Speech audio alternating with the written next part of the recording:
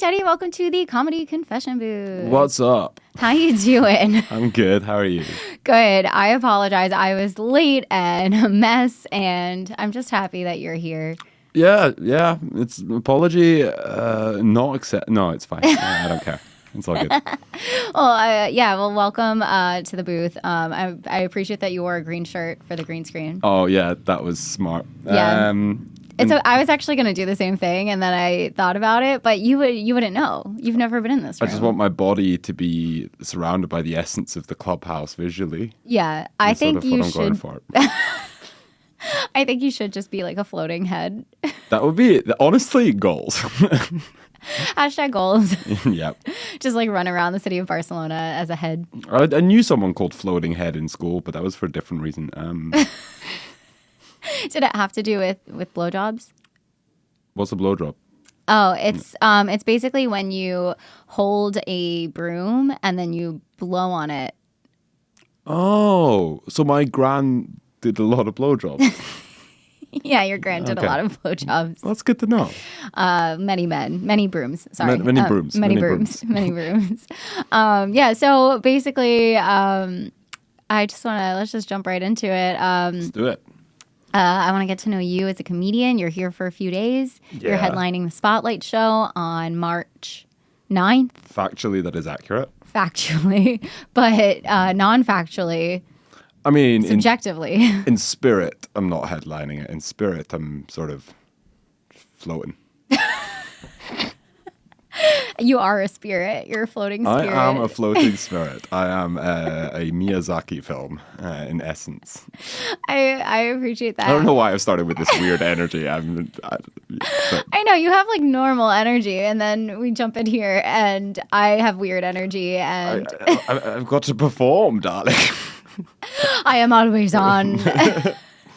I must be a version of myself. Anyway, I have weird energy today, but tell me about you. Tell me about your comedy career and what led you to do stand-up comedy. Okay. I did stand-up comedy because I paid money for a guy to see him perform comedy. I didn't purchase a human. You just have like a man like shackled in your bedroom. I just have a guy. I got a guy. Don't worry about it. It's not a kink thing. It's a work. No, that's worse. No, it's poor capitalism. Yeah. It's a butler. It's a butler. No, I paid for a comedy gig, and I thought the guy was shit. I'm not gonna name names. And I thought I could do better, like many men. And then tried it and sucked for ages. And but once anyone that gets it gets it. Like once you're addicted, you're addicted. That's the only thing I care about at all. And yeah, I kind of realized that everyone that I ever looked up to was, even if not a stand-up per se, they were all like funny. Yeah. And I was like, oh, I want to be more like that. Like anyone that I cared about was like funny. I could get real psychological about it, that I interpret humor as being a sign of intelligence and in my family, there's a deep importance to prove your intelligence. But that's maybe too personal. If you don't want to get into that, we don't have to. But I'm very interested in that kind of perspective of how did you come to that sort of conclusion? Because I would agree. It's sort of like my brother and I. We always say that like people who like country music are stupid. No, but I disagree. I don't think it's a correct assessment, right? I don't actually think people that are funny are inherently smart. But like, I think... But people who aren't funny are inherently stupid. I mean, I don't know how hilarious Stephen Hawking is. You know what I mean? Like, That's I fair. mean, was he No, don't. That's too early for the Epstein Island jokes. We came right out with a blowjob. There's many directions we can go in. So my gran was hanging out with Stephen Hawking on Epstein's. No, Jesus. Pro crowd work. Connections. No, I don't know what I was saying, but sorry. Oh yeah, What was the question? humor is intelligence. Like, what makes you think that? I've kind of come to the counter conclusion that I'd actually disagree with that, but I think that's what like the base like psychological need for it was like a validation of that I'm smart because I sucked at school, but I come from a very academic family, and that was my way of kind of proving that I'm intelligent, was being witty. Yeah. But as I've grown older and wiser, I kind of think it's that part of it's a bit nonsense. I don't believe in it. I think it's kind of harmful, even. Interesting. That's fascinating to me because I mean, you could go back to Shakespeare, who says that like wit is a sign of intelligence, and I It's a think kind of like, intelligence, but it's like it's a very maybe it's like a jaded thing that the longer you do stand up, the more you realize how artificial a lot of it is. Mm-hmm. And it's kind of like you can learn the tips and tricks of like you can learn how to be witty. Like how many people do you see do crowd work that are really good at crowd work but aren't like good at conversation? Yeah. Like or aren't authentic about it. So I stopped having faith in it as like a sign of intelligence because I think you can learn it as a skill. I don't think you need to be. I don't think people that are good at comedy are preternaturally gifted or intelligent. I think they're just people that stuck with it and cared about it and worked hard and maybe have a bit more of a sense than most for laughing at situations. Yeah. Like sad or dark or whatever. Sure. So that it's like they have a sense of humor. Yeah. Ideally, comedians. This is my hot take.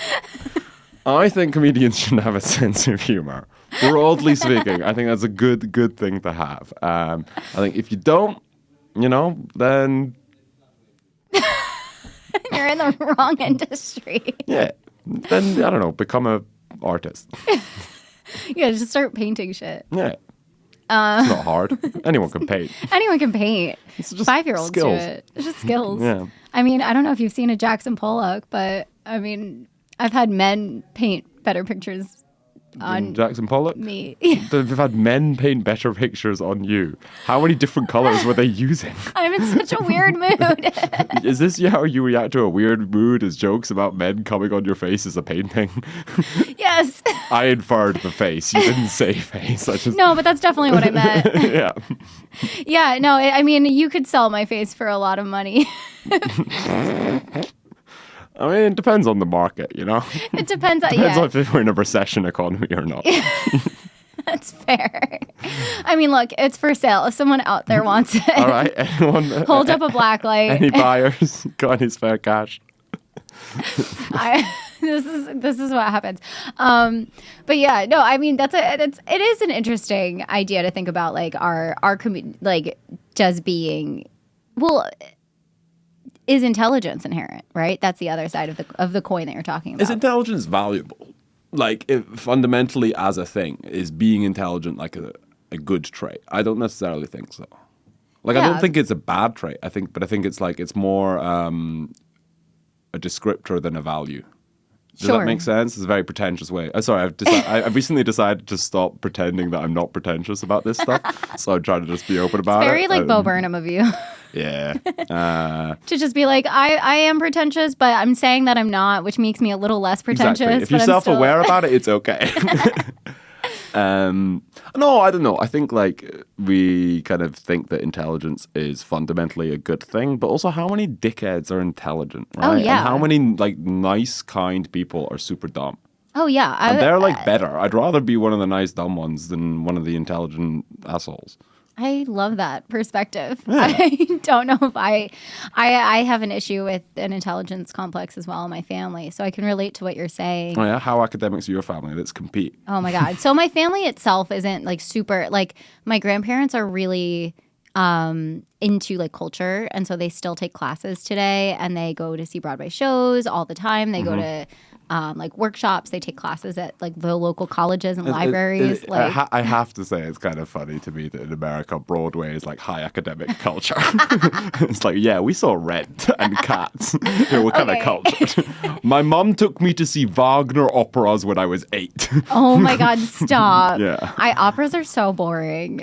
Do you know what? They're like I went to see La Boheme because, as you know, Rent is based on La Boheme. So I was like, if there's going to be an opera I'll like, it's La Boheme. Yeah. And I saw the connections happening, but I was like, this is Rent, but 5 hours long and boring. Yeah, I have mixed feelings on opera where it's very like over the top. There's just some people make it out outside. Cool. They did that purposely because we were looking at that. You say we. You were just gazing out. Yeah. Jamie's had a lonely time lately. It's okay. It's true. Someone make out with me. No, I don't know. I think like opera, it's like all shit. Like I think most of it is meh, but when it's amazing, it's stellar. Like That's just because like it is objectively the most like impressive live show, I think. You think? Purely in terms of like the singers it's like objectively the hardest kind of singing, like requires the most training kind of stuff. I mean, I'm not a singing expert, but I don't know. I feel that that's about right. And like when you go to ones that have like huge production value, like it's kind of similar with musicals, to be fair, where I've seen musicals where I didn't enjoy the music or the story, but I was like, this was great fun. Yeah. Like just like seeing big production, big dancing. Like I remember I once saw an opera in God, I sound so wanky. My parents are teachers. I don't have that much money. I feel like I sound like I'm really loaded. No, it just it sounds like your parents. Latin and ancient Greek. Oh God. Yeah. That is like, academic as all fuck. That's kind of what I'm saying. Yeah. Like, yeah, my whole family is incredibly into the whole traditional academia thing. Like I always said, like posh taste without posh money. It's kind of how I would describe a lot of my family.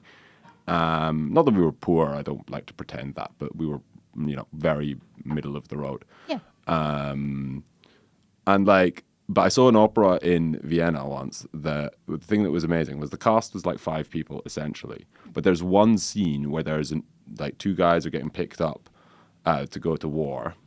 2 of the 5 main characters, and just for this one scene alone, they hired about 80 actors that played the army. And they built a giant boat that comes in, and there's 80, and it was just like so unnecessarily decadent to hire another 80 cast members for one scene that don't speak. That is wild. And like shit like that, I'm like, that's why opera's fun, because it's deeply over the top, decadent, like decadent's maybe not the best word. It's deeply like commitment to the bit. Like it's about grandeur. It's about like huge and drama, and everything's so over the top. And when it's good, it's great. Like, but I'm not like Mr. Opera. Like, I just, my parents were really into it, so I saw perhaps more than most teens do. But like, I haven't been in the last couple of years. Like, yeah, because you were only a teen like a couple years ago. Of course, I'm 21. You look great for your age. Thank you so much. I like that commitment to the bit, though. So let's kind of like circle back to comedy. How do you think that sort of upbringing informed your comedy today? Ooh, I think for a long time it made me so desperate to do comedy that was what I perceived as like cultured and intelligent. I've since moved away from that idea because I think it's low-key classist, where it's like, oh, it has to be like, I used to think if a joke is about, I don't know, Nietzsche or whatever, that makes it a smart joke, which is just not true. It's like, it's smart joke can be about, like, it can be a smart joke about bukkake, right? Like, it doesn't need, it being about a traditionally perceived intelligent topic does not make it intelligent. Sure, especially if I would say the audience can't relate or understand the joke, then it's not smart because you're not. And it's just like trying to like show off and like, metaphorically masturbate on stage. Sure. So I kind of tried to move away from that, and now, I mean, look, in a year, I'll probably completely have changed my mind again. But now my whole like mental thing is about making it about being authentic. But what does that even mean? Yeah, what does that mean? To me, I'm like trying to make stuff that is at least true to me in that moment. Sure. So I'm trying to like, so I've stopped writing set lists. Okay. I don't, for any gig really. The only gigs I do set lists for is open mics that I want to try out new stuff. When I have like, I want to get through A, B, C, and D. Whereas now I just kind of try and start the set, feel the moment. Maybe I know the first joke just so I know where I'm vaguely going. Right. And then just feel what feels like correct in that moment to me. Right. Instead of being like tied to the idea of I've got to get from A to B to C to D. That's actually really interesting. I hate using the word interesting. It's such a boring word. That's okay.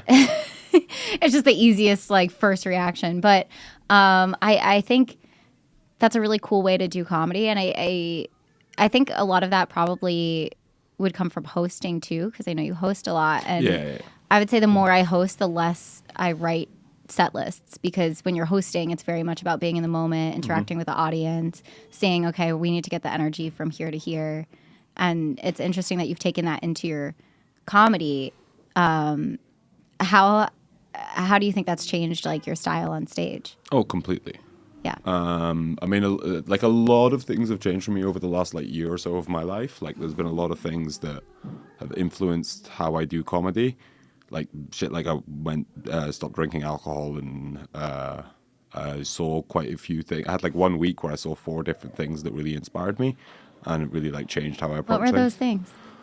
I can give you the long version or the short version. Let's go with short version first, and then Short if I version. want more, we'll get it. I gig with Victor Patashkan, who I'm sure you are very aware of, who is, if you're not aware of, is an amazing touring comedian who's probably in your village right now, knowing him. He must have like a time turner. Like he's everywhere. I have no idea how he does it, but so he was the first one. He and like from him, I feel when you work with him, you really understand how much he appreciates the audience and appreciates the fact that they are there. He never takes it for granted. I'm trying to do this is meant to be the short version. Jesus Christ. That's okay. And then No, the second thing good. was I saw 2 New York comedians who had this thing where each joke worked within a vacuum, where like each joke could be delivered on its own, was 30 seconds to 90 seconds. And each joke was killer. And it was like, oh, that's that New York like writing thing of just everything's fucking tight. You didn't need any context or anything for that joke to work, which was awesome. Yeah. Then I saw Jacqueline Novak Get on Your Knees on Netflix, which if you have seen, I still need to watch it. it is I know I would love spectacularly it. good. Talk about uncompromisingly intelligent. Like it's basically a poem for 90 minutes. It's unreal. And I did a workshop with on clowning, done by Elf Lions. Oh yeah. I mean, if you are remotely interested in comedy and Elf Lions is ever doing a workshop near you, fucking run. Game changing. She's like, has just such an amazing, I don't know, I don't want to suck her dick too much, but. No, suck it. We love sucking dicks. Yeah. So I had those 4 things, and then that kind of all changed how I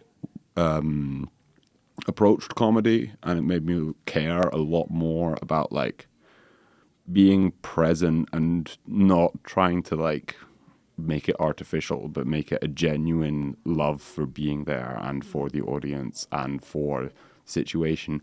And also, if I'm in a bad mood, acknowledging that as opposed to faking it. Yeah. And like rolling with that energy as opposed it's just different. But I feel like so much looser and more comfortable on stage now. That's great. And I bet the audience can kind of sense that as well, where I think so. yeah, I've noticed I kind of been going down a similar sort of thing where like when I feel like I'm in a bad mood, I try and one time was like, oh, I feel like shit. And then some guy was like, well, you look great. And I was like, oh, cool. I have the opinion of one man. Like I'm so validated. Like it actually opens up so many more opportunities for authentic and funny interactions, I think. Absolutely. Like I recently had a gig where I'd had a kebab during the day.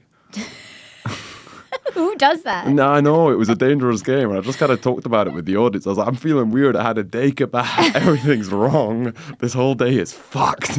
And I mean, I wouldn't say I killed, but like I did fine, and it was authentic. Yeah, and it was also like only in that moment. Like that's what I love about live comedy is like it can't be replicated. Like that moment happened, That's what and sets that's not going to comedy happen apart again. from any other live performance. Yeah. Pretty much is that it's uniquely can occur on that night, which is why like this is kind of going down a different rabbit hole, but why I have such like difficulty with the whole insta realification of comedy is just that it so reduces it to what works online as opposed to understanding that the live experience. Like the best crowd workers I've ever seen, it would never work on TikTok because it's so reliant on the context of the whole night. Yeah, Because it's so present, and you need to know that Sandra, she earlier was a bit weird about a specific thing with dogs. That's Josh. He has a dog. That's Drake. Aubrey Graham, the rapper, and that's he's a friend of Josh. Drake and Josh. Yeah. Did that make it over to Switzerland? No, but that's one of those American things where I know the name of it. I couldn't tell you a single thing about it, but like I have it as a frame of reference. It's like crazily in the news right now because Drake Bell. Which one of them was accused of sexual assault? It's the opposite. Oh. Drake Bell, like he was the anonymous like minor in a sexual assault case again, like that he brought to court, like against, I think it was maybe against Dan Schneider or like, I don't know who that is. He's like the Nickelodeon guy that like created all the Nickelodeon teen shows that we all like, Drake and Josh. Telling me that guy's a weirdo. Like, yeah, right. The guy that was obsessed with making shows for teens. I don't think I trust any adult that makes content for children. It's weird. There's something about it I just don't trust. I agree. Have you seen that that Jim Carrey show, Just Kidding? No. Oh, he plays like a Mr. Rogers character. It's like, it was very like niche. Like it was on Showtime, so no one watched it, but it was really good and sad, and also like drew on this. Like, why is this adult man like making shows for kids? Yeah. And like, I think you'd enjoy it, honestly. I think I would. I do. I like the old Jim Carrey. Oh yeah. Like him as an old man. Yeah. Like I think he's very interesting. I agree. Fucking crazy, like off his rocker, and talk about pretentious, like Jesus. But like when he's doing his little paintings about like the political state of the world, where it's like, oh, what if Trump was like ugly? It's great. It's great. What if Trump was ugly? He is. Nice fit. Look, say what you want about DJT. He is a sexy man. Get it. Drain my swamp. Oh my God. I was just going to say, no, I'm not going to say it. Grab it. Oh, yeah. Yeah. It's like, we've heard it. What were we saying? You were saying that you don't think he's hot, but he has good political opinions. I think that was what you were at. Yeah, I'm really pro-Trump. Yep, I just want to get that out there in the universe. Would you say he's the top Trump? I would say he's the top. I would say he trumps all. Okay. Yeah. I'd say he could put a hotel inside of me and you could check it anytime, but you could never leave. Yeah. As long as he pays taxes. Yeah. Before the Trump stuff, right? I was probably rambling on about something pretentious. Yeah, you were, but it was great. I enjoyed it, and now I have ADD and I'm distracted. But I wanted to ask you. So, like, we're talking about your comedy. We've lost the train of thought now. So, what kind of like jokes are you telling on stage now? Like, what are you excited about? Oh, like knock knock. Who's there? I didn't have a follow-up. I should have had a follow-up. Ready. What kind of jokes am I telling? I don't know. I'm talking a lot about, therapy shit, but also just kind of stuff that I find interesting. I'm trying to force myself to not just do stuff that is a punchline, but is instead like, this is a topic. But that's kind of trickier. But I think it's a fun challenge. Yeah. But also, like with my ADHD, I like day to day, I completely change what I want, like my entire comedy brands to be. Like, I it's totally like get at that. any point, I'm like, no, I just want to be Mr. Silly Goofball, and then I want to be like, I want to be the political guy, and deeply don't want that. But Yeah. I don't know. For a while, I thought it was original to talk about therapy, not so much. But I try to be authentic, right? That's right. So that's my whole word that I'm trying to live by is authenticity. I just had this like I think that's a really great word to live by, and at the same time was like it's very like Instagram influencer to just be like I'm authentic, like hashtag authentic. Well, this is the thing. If we're going to get real pretentious about it, then the performance of authenticity is itself a performance and therefore inauthentic. Right. So it's like a deeply a cycle that you can never win. But I don't know. I'm trying to write and perform stuff that I put it this way. I have a lot of material I don't care about or don't think is important. I'm trying to only do the stuff that I care about. Cool. Yeah. Cool. I like that you talk about therapy on stage. I talk about therapy. Therapy is important. That's great. Do you go to therapy? Twice a week, baby. Nice. Yeah. Wow, that's a good. I go once every 2 weeks, and I think I need to up the dose. Yeah. You need that double dose. Double dose. You need to get double teamed. No, by your psych. No, I go twice a week. I was in a mental health institution in 2022. I consider myself an expert on practically nothing in life except receiving therapy because I've been in and out of it since I was 16. So I Oh yeah. know a fair bit. Yeah. You know a fair bit. What would be like your takeaway, or what's your I don't know, like obviously Turn go that to therapy. Turn that Upside frown down. upside down. What's like the most useful thing you've taken from therapy? Oh, geez. Fuck if I know. Oh, it's way too big a question. I know, that's a very big question. There's a million things I could say, but I think the one that comes to mind right now in this moment is finding a balance of what is objectively true around you and about you, and what is perceived emotion, and that's a very, very tricky thing because it's like. You veer, I think, especially in something like comedy or any performing art, really, I think most people veer between extreme self-hate and extreme arrogance. Mm-hmm. And finding the middle ground of like knowing objectively where you kind of stand quality-wise, but also like seeing that and not either being too self-critical or too self-aggrandizing. Yeah. Because when you kill, like, you're like, oh, I'm the fucking shit. Yeah. And then you bomb, and then you're like, oh, I'm worthless. And neither is true. Yeah. Like, but we're all somewhere in between. Oh, hello. Someone's taking a photo. That's fun. Okay, hello. Yeah, I like to open it up because otherwise it like feels really dark in here. But yeah, I think that's a really good takeaway from therapy. I was just looking for some free therapy right now. Okay. Well, what's your issues? Let's get into it. Oh my God, my issues. Oh God. How's your relationship with your mother? Actually, it's decent. She called me the other day. I think I met your mom I like think you might have. like a year or two ago. Is It's that possible? Yeah, she visits a lot. She's short. That wasn't like a roast joke. I met your mom. What a casual in way. her bedroom. No, she came to a couple of shows Yeah. when I was visiting here once. Yeah. Probably, yeah. She's visited a few times. I think like 3 or 4 times now.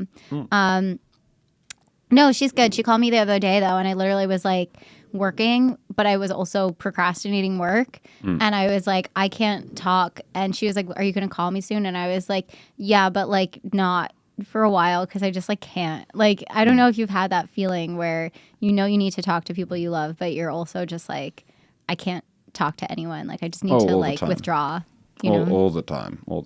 I mean, I really struggle with like maintaining textual relationships sometimes, or like long distance conversational relationships, just because it's like I just get very overwhelmed very quickly, and it all kind of lives like replying to messages lives in the same place as doing emails and in my head, and then it just becomes a stress thing to do rather than a fun thing to do. Yeah. Like, I wish I had a different app than Instagram and WhatsApp for like personal. Do you know? Yeah. Because I have like my Instagram and my WhatsApp, by nature of how comedy works, is also my work messaging platform. So I have so if I receive 3 messages on WhatsApp, 1 might be personal and 2 might be like business. Right. And then I have to do the business ones, and the personal one becomes business. And it's an annoying cycle, but I get you there. Yeah, it is annoying. And I always try and direct people to my email. Like if they're like trying to get a spot on a show, I'm like, can you just email me? Because I can't like have it in my I don't like having the notifications. Are you like that too? Or you like to like mark things red? Yeah, always. Yeah. And so then you forget stuff, and then you don't. I don't know. It's a whole cycle.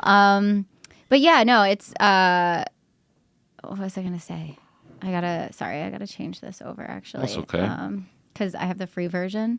So about a half hour into every episode, I explain to every different comic how I have the free version. You need to have like a bit around it, or like at least the theme song or something. Yeah, it's the free version time.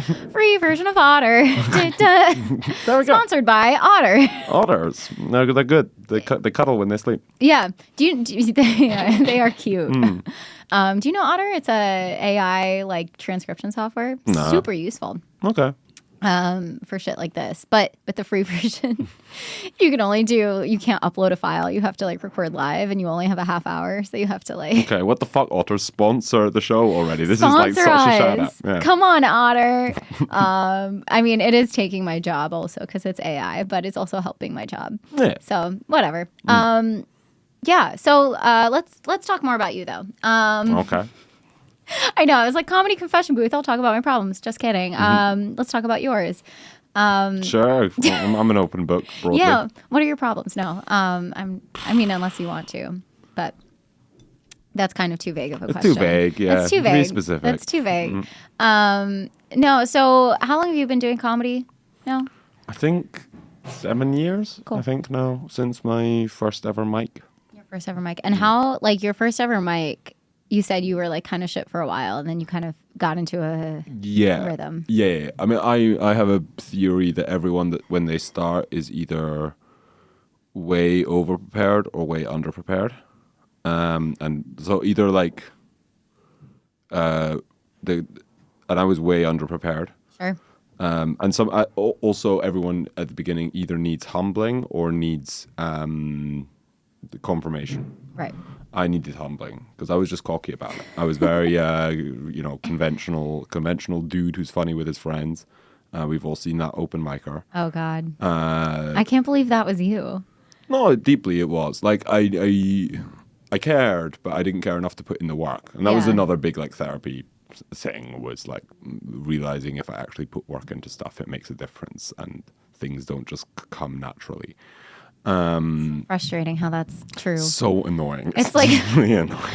It's like, I have to work. You ever realize that if you like put in labor, it sometimes has fruits? Right. Like it's so annoying. You know what though that is really annoying about it? Sorry to sidebar. Go for it. And this is one of my frustrations of late is when you put in work and you still don't get fruits. And I think that's the most frustrating thing about putting work in, is that it's not 100% reliable. Yeah, especially when it's work that's.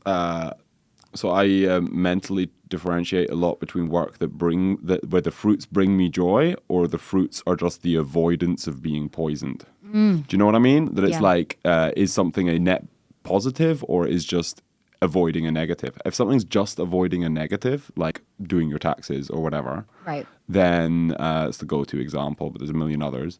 Then it's like, it doesn't feel good to have it done. It's just, you've saved yourself stress later. Sure. Like, so I really, really struggle with those things that are just like, you don't see how it's positively affecting you. You're never going to, Yeah, I think my point's made. But like nothing good comes out of doing your taxes. No, don't do them. No, don't do them. Trust. We're sending all 20 listeners. There's about 20 now. Oh, that's amazing. Yeah. Okay, let's give them a shout out name by name. I'll go look it up right now. Do you have the address? I'll send thank you cards. Yeah, we'll have a little party. If you're listening and you want a thank you card, DM me. I'll send you one. I will send you a personalized love haiku. Wait, that's amazing. I'll do it. Please. Okay, DM Teddy for a personalized love haiku. Yeah, We're adding to your plate. But do not follow me. No new followers. I'm I'm trying to lose followers. I'm trying to go against the grain. You know? I love that. I will say, so wait, I know we're getting sidebarred, Yeah, but you did mention before, this is when we got sidebarred the first time, about reels and like how it's kind of ruining comedy. And now you're like, I'm going against the grain. I'm, anti-followers. What is your opinion on how are you using social media to?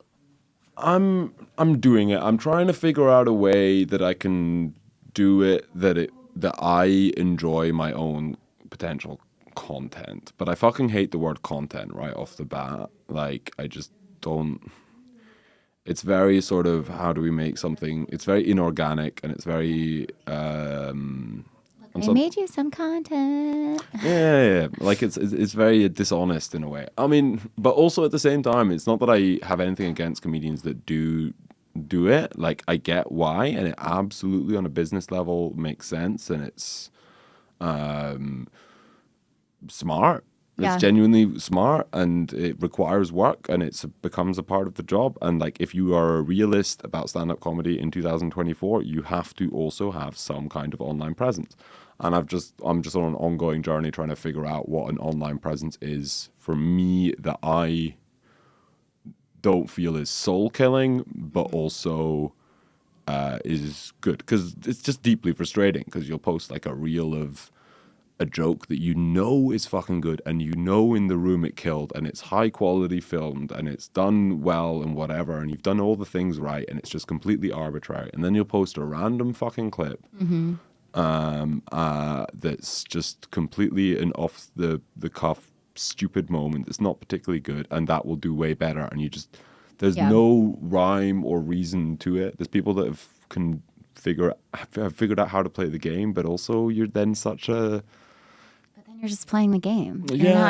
But also, fair enough. Like I can't criticize it, because it's very much coming from a place of I haven't gone viral. Do you know what I mean? Yeah, like, I do. It's much easier to sit here and be like, yeah, they're actually not the real artists. The real artists are the ones whose clips get 30 likes. Like, those are the really good comedians. Yeah, we're the ones that actually are. Yeah, but there's loads of those people that do it really well. Like again, coming back to Victor Petrashkan, like his clips do really, really well, but he's also really, really good live. Right. And he's figured out a way that the clips convey what the live shows are like. Yes. So it makes people want to come to live shows, and he puts in a lot of work into it. Like, he video edits every day for like 2-3 hours. Do you know what I mean? Which, I maybe don't focus on that, but and then I can't criticize that remotely, because that's but it wouldn't be me. Yeah. Yeah, it's hard, because if the brand you're going for, and what you enjoy about doing comedy is being authentic and being in the moment and enjoying that kind of sort of the live energy of the room, it's really hard to marry that with this modern day sort of industry necessity to. How do we make it work that it gets the best click? Yeah. Like how are we talking about clicks per minute ratio? Well, and then I see there are comedians who I've seen come and do their whole camera setup and then just do mediocre crowd work just to get clips. And it's deeply, that's the depressing thing, is when it then translates into people writing for online instead of for the live experience, and people people that have done, with no disrespect to these people, I understand why they're doing it, and probably if I was starting now, I'd probably be doing the same, if I'm honest. Agree. But that are 10 gigs deep and are bringing along a DSLR camera to film their show on a tripod, and it's just just learn the chords before you start that, But also, if it does well for them and does well for their careers, and it brings more people into comedy shows that maybe wouldn't otherwise come, that's not a bad thing. I feel very kind of that's true. back and forth about it constantly. And again, maybe my opinion would be wildly different if I had any online success at all. Yeah. Yeah, no, I understand what you're saying, though. And I just find social media personally is so toxic in a way, because I've started posting clips and then it's you can't help but feel validated when something does well online. Of course you do. It feels great. Right. But then the flip side is it feels so shitty when it doesn't. And you're And there's no maths to it. There's no like, There's no math. this is my bit that does the best live, therefore it will do the best on. No. Right. Not And at all. even like I've had people like comment on like a bit that doesn't do well online where they're like, this isn't getting the attention it deserves. And I'm like, yeah, but like, I don't know. Then give it. I don't know what you want from me. Like, anyway, There's also just such an oversaturated space now. Like it's also everyone's doing the same fucking thing. So kind of my thing is to try and figure out, and I don't have the solution. I would never claim to how do you not have the answers? all right, I'm not Sway. Is that too niche a Sway. reference? I have no idea who that is. Oh, it was like from a Kanye interview where it's like, you don't have the answer, Sway. Oh, shit. Yeah, I would never listen to a Kanye interview. I mean, okay, this was before certain statements. This is before he... This is when he was just sexist and crazy, before he was anti-Semitic sexist and crazy. I was okay with the sexism. Yeah. It was like funny. It was like, I put the pussy in a sarcophagus. Like, oh, have you ever had sex with a pharaoh? Put the pussy in a sarcophagus. Like, that's great. It's super funny. Pretty good.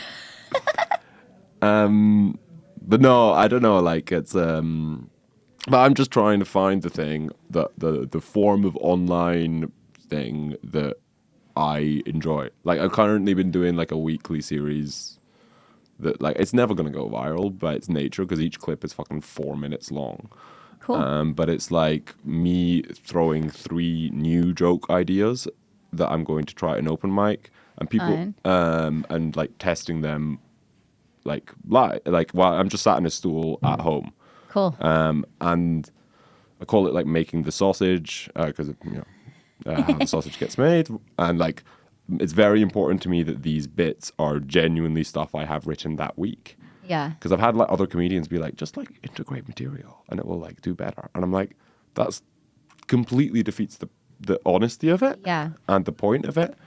And like, sure, that would probably look like I'm smarter. Right, But there have to also be duds in there. And like, I never know which one of the 3 will... But it also forces me to write 3 new premises that I'm not embarrassed to post on Instagram.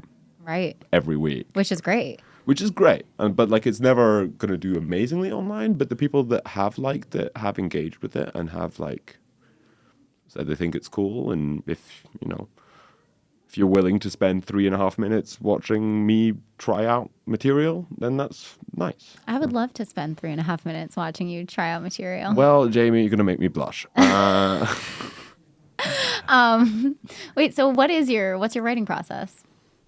Oh, fuck knows. Like, again, ADHD, it's like fucking every way and no way. I have 17 different notebooks, 4 different note apps. Sometimes it's something that comes up in conversation. Sometimes I sit down and have a topic and try to address it. And sometimes I just riff something on... Yeah. As soon as I think I have a formula, the formula stops working. Sure. Because then I'm like bored of the formula. I totally and then I get completely it. have to like, fuck it all up and be like, no, I'm going to write this joke backwards. But my big thing is, and every comedian says this, but write down every idea. Yeah. No matter how bad or good, or how big an idea or how small an idea. So I have like a list of I have a notes list that's just concepts for a full hour. Cool. And it's just, they're not good. Do you have a favorite one? There's quite a few that I might not share because I may do it at some point. Love it. But one that I will share because it was bad. The idea was just the whole show is done in pilot voice, as if you're piloting the crowd, and the crowd is the people in the plane, and it's like a narrative of what's happening in the plane, which is fun conceptually. I think that's really funny. It's like funny for 2 minutes, and then as soon as you get to like the 3rd minute of, and so we're coming to the next joke. That's as soon as you get to that point, it's like, okay, like we are fucking done. Like, what is this? But yeah, shit like that. That's just like a bananas idea. And who knows? I might do that as a 5-minute set. Yeah, that would be a fun character sort of alternative set. Yeah, I'd love to do more alt shit. That's one thing. That's one thing I really like in Barcelona. You guys have a genuine alt scene, which is cool. Kind of. We're working on it. Yeah, I mean, you have more than the rest of Europe. Cool. I mean, I would say maybe Amsterdam, but like, sure. Other than that, like Berlin, no one's alt. Berlin, everyone's just like. Well, they're German, Yeah. You can't expect German people to be that interesting, It's cute that you think that there are Germans in Berlin, but I think there's 3 at this point. God damn it. No, I don't mean that for the record. But no, like most scenes, because they're still quite young, to have an alt scene, you need to have a successful main scene. Yeah. And then you need it to be an offshoot. And here there's like 2 or 3 shows that are like relatively regular alt, like the stuff that Andy does. I would say Andy Casper is like the king of alt in Barcelona. Yeah, and you got Ewan May as well, who does loads of fucking weird shit. Yeah, he does weird shit. But yeah, me and Andy do Nonsense Pudding, which you're doing on Sunday. Yeah, I'm really excited. I got a really stupid idea. Oh, good. I'm really excited for it. Guys, come to Nonsense Pudding. Yeah, Nonsense Pudding's really fun. Yeah, Andy does Sadness Cabaret. He does this, he does little clown. We have like a little clown club sort of deal. Awesome. Where we do little workshops and stuff. So that's fun. That's really cool. Yeah. So that's kind of what he's building out of. But there's a lot of like clown in Barcelona and kind of, but it's mainly been sort of tied to the improv scene. And Andy is working really hard to bring it more to the stand-up scene or just have that sensibility in stand-up. And I think clown, like some of the best, we were talking last night about like Zach Zucker and you mentioned Elf Lyons. Like I think people who have that sort of clown sensibility are some of the best performers, whether doing stand-up or clown or character or anything else. Oh yeah. I mean, if you gave me a budget that was like a big amount of money to go, but I have to spend it on improving my comedy in whatever way that may be, it wouldn't be touring or stand-up or anything. It would be like clown school. Cool. 100%. Yeah. Because like everyone I know that's gone, even though some of them would be like, oh, it was a shit time, they've come back and they've had talk about like being present. Like they've had a level of like in the momentness that I think a lot of stand-ups don't reach. And also it's something I really admire in clowning is like how much it like deconstructs your ego. Like how much like all the best clowns that I've met, they're not trying, and this is a problem that so many stand-ups have. They're not trying to be cool or attractive. They're not trying to be impressive. Right. They're trying, what is the objectively funniest thing? Even if I look like a complete fool or asshole or straight up bad human being. Yeah. I don't need to be liked. I need to be funny. And like, there's a lot of value to that a lot of stand-ups who are very in it for the ego boost, which on some level we all are. It's quite hard to not want to appear cool or appear fun or attractive or likable. Like, right. And I think that's something that I could use getting over. Yeah, you're too fun and likable and attractive. I'm just too hot and nice and... I will say, every time you come to Barcelona, you seem to get some action, so I don't know. You're too cool. Yeah, I suppose I am too cool. You're too cool. Yeah. What keeps you... What were you going to say? Go on. No, doesn't matter. I was just going to, because we're getting up on time, I was just going to ask you what keeps you coming back to Barcelona. Like, what is it? You like our alt scene? Like, what do you like about our scene? Loads of things. Compliment us. Sure, gladly. I was just thinking about this today, actually. Since it's International Women's Day, more women than most other scenes, which is like awesome. Like it just also behind the scenes. In some other scenes, you have a fair amount of female performers, but you don't have as many women behind the scenes making it happen. And here, with exceptions, but like here, there's lots more. Like in Switzerland, we got a real woman problem at the moment. which is a bit of a shame. There's no real women. There are some, but there's just not many. Like in Zurich as a scene, there's currently more men named Chris than there are women. That's insane. Yeah, which is very sad. Sad. And it's also that thing of like, having more means more start. Like, because if you see yourself in the thing, if you're at a show and you see a lineup with 3 women, you're way more inclined to sign up than if you see it with just one, because you think, I don't want to be like The only other woman. Yeah, I get that. That's awesome in Barcelona. Also, I'm sure there is behind the scenes that I don't know about, but it also all seems pretty drama free. Oh, there's drama. I'm sure, but I don't. But there's at least a professional veneer around the drama that doesn't. In other scenes, again, without naming names or anything, but there's a fair amount of X doesn't gig with Y because of Z. And here, everyone just sort of seems like you'll at least be cordial. Yeah. No, we will. And I'll tell you, like, personally, one of the things that I was having a tough time with today was just I had an exchange with a friend that, like, it was all me. It was, like, my personal, emotional sort of, like, insecurities coming out, who I see all the time here in the scene. And even when we see each other, no matter what we've texted each other or what we've said, like, we're always going to be working together and be professional and do shows together. And it doesn't, our personal relationships, like, obviously are going to affect, like, who we're closest with and who we spend the most time with. But I don't think there's really any comedians here who are like, I won't gig with them, I won't work with them. And we try not to even, like, if Luis sells a show out and we don't sell a show out or vice versa, like, we're not going to get mad at Luis. Like, we know the audience is there, and it's just like, that's, work that we have to do. And we're all helping each other create a bigger audience and a bigger scene. So we see it as more of a community. This is another thing that I would say positively about the scene here is it really feels a lot of understanding of a big picture. Yeah. I think, again, without naming names, but in certain other scenes at Berlin, there's an element of, like, people fighting over who gets to do an open mic. Yeah. On which day or whatever, and it's just sort of like, this is a big city. Yeah. This is a big city. There's space for all, and B, like, you're not even talking about significant money.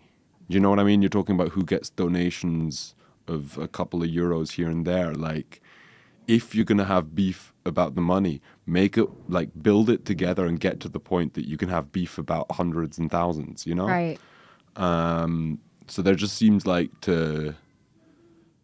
just very fundamentally by stuff like the Clubhouse as well, like things like the workshops and the idea of building a place that's not just a performance area, but is also like a social thing and a community thing. Like, that's got huge value. Yeah. Got huge value. Something I wish we had in Switzerland. Yeah. Even though there's good things in the Swiss scene. Yeah, tell me about the Swiss scene, because I was like, talk about us, but I want to know more about the Swiss scene, and I know that you've really helped build a lot of that scene. I don't like to give myself flowers. I'm giving you flowers. But you don't also I actually know nothing. I know literally nothing. No, so I built it from nothing. No, that's not true at all. That's not true at all. But basically, there's 2 scenes broadly, but they're very connected because it's Basel and Zurich. Basel, which is where I'm based, which is about an hour away from Zurich, and Zurich, where there's been a scene for a bit longer. Zurich probably since 2016, Basel since like 2019, 2020. I think there was a mic per month in 2020. Wow. And then COVID. Then I moved to Switzerland when I got frustrated with having to go to Zurich all the time, and we started some shows with my friend Albert Lowe, who, if you ever get the chance to see, is, for my money, one of the funniest people in the world off stage. Awesome. Off stage. Yeah. I hope he listens to this. Yeah, he won't. He doesn't know what a podcast is. He's like 41 but acts like he's 70. But they're like, it's really, really developed, and what I think is really cool, I would say quality-wise, I think Switzerland can hold its own with anywhere in Europe. and I would stand behind that. I think our best comedians can hold their own with maybe not everyone.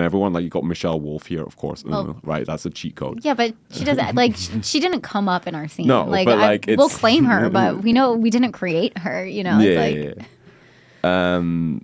But yeah, no, but I would say that it's really good quality. And also a lot of the Swiss comedians that are trained on Swiss audiences will go abroad and be like, oh my God, people that are loud with emotions and they'll fucking murder. Like that's awesome. Like shout out Chris Darwell, Vanessa Lepine, Albert Lowe, like all murder when they travel because they are just not used to the idea of the amount of like loud reception that you can potentially get when you don't live in a culture that doesn't talk. That makes sense to me. That's crazy. And I also appreciate that you say that about the scene, that people can, like, that your comedians hold their own. Because I think any European scene, whenever we go to the UK or the US or something. We all have imposter syndrome. Yeah. Right? We all, like, recently I had a show and I had a guy on who does Swiss German stuff mostly, but was doing a guest spot in English for one of my shows because he's a mate of mine. I do occasional Swiss stuff. Love it. His name's Moritz Schädler. He's also very funny, but he was just like, do you guys realize that this is just like cosplay? And to me, it's like the most savage, simple, complete takedown of all of the European English-speaking scene. It's just like, you're just cosplaying. Like, why are we doing this in English? Like, why are we all pretending? Oh my God. Yeah, I think I would end up in bed for like a week. It genuinely shook me for like 2 days. I'd be like, am I just playing The Sims? Like, yeah. But like the most gratifying thing is when you kind of do gigs with people that are, like, I think that sometimes we can idolize the UK a bit too much, where it's also like, I do think the quality is better. But also the scene's fucking horrendous. Oh yeah, it's awful. Like the culture of it and the amount of exploitation. Oh, it's in like London. I mean, that's where I started, right? Have you ever done Have you done the Blackout or like Gong mics? Yeah, I've done Blackout. I've done King Gong. And those are their own thing. But like just on an everyday open mic level, or like I know people who are on TV in the UK. And still have a full-time job. That's crazy. Like they are objective. They have done warm up for James Acaster a few times. That's insane. And they can't live off of it. Yeah. That's fucking bonkers. That's fucked. Like that's one of like. Whereas me, I fucking do my shows in Switzerland and I'm full-time. Do you know? I was gonna say, are you full-time comedy? Yeah, but like, yes, but through production. Right. Like, it's not that I'm getting booked every week. I just make and sell my own shows, and which is still amazing, though. Yeah, but like I'm hesitant to be anyone can be a full-time just stand-up comedian if you're just good enough at the art. Like, you have to fucking be a show producer. Yeah, you have to be a business like if you want to make person. money, you have to be a show producer, and that means being a marketer, being a graphic designer, being all the bullshit that comes with that. Yeah, and that's not easy. It's a lot of work. It's just annoying. It's a lot of work. It's really unsatisfying work, It is. But with the end goal of having good shows, it makes it okay, I think. Yeah. Nice. Cool. Well, I think we're coming up on an hour, so I'm just going to ask you the last question I ask everyone. Okay. Which is 7 inches. Maybe I'll just leave it there. No. I want to hear what the last question is. It's not really a good question. It's just kind of been the last thing this long. What advice would you have for anyone who wants to be a comedian or a new comedian? I'm going to repeat advice that I've received as opposed to give something that's necessarily original. That's okay. If you see everyone zag. Simple. Very simple. I'm into that. Yeah. Zigzag. Like trust your own gut of doing something that's different. I love that. I think I needed that advice today. So I appreciate that, Teddy. Well, thank you so much for coming on. Thank you so much for having me. I'm sorry I was so pretentious, but it's just my nature. You're not pretentious. I am attracted to pretension. Forsooth, I'm not. Hath she said. Do you have anything to... Hath she said? I don't know. I was looking up Shakespeare quotes today, actually. Anyway, I'm pretentious and apologize for my weird mood, but That's okay. you lifted my spirits, and I appreciate that. Okay. Anything to promote? So we have the Spotlight Show, which will be Saturday, March 9th at 8 p.m., which you're headlining. Yes, indeed. Anything else to promote while you're here or on the road? Or Saturday, yeah. If you can't make that one, I'm also producing my own show at 10 p.m., but that's probably going to be sold out soon. Oh, cool. So I would get tickets now if there's time. Other than that, follow me on, I guess, Instagram. I'm going to start doing some great content. at Teddy Hall Comedy. At Teddy Hall Comedy. And yeah, I hope to come back to Barcelona, hopefully in the next few months. It's been much too long since I've been here. I've realized this. Yeah, it's been like a year. Yeah, far too long. Far Yeah, too long. far too I long. was going to Berlin too often. And I was like, why am I going to Berlin? Barcelona's so much nicer. So much nicer. It's just less depressing. Cool. Well, thank you again. And do I have anything to add? No, I don't think so. All right. Well, we'll see you soon. See you soon. Ciao, ciao, ciao, ciao. Ciao, ciao, ciao. Let's pretend we're saying goodbye and then hang out. Yeah. Cool. That was fun. That was really fun.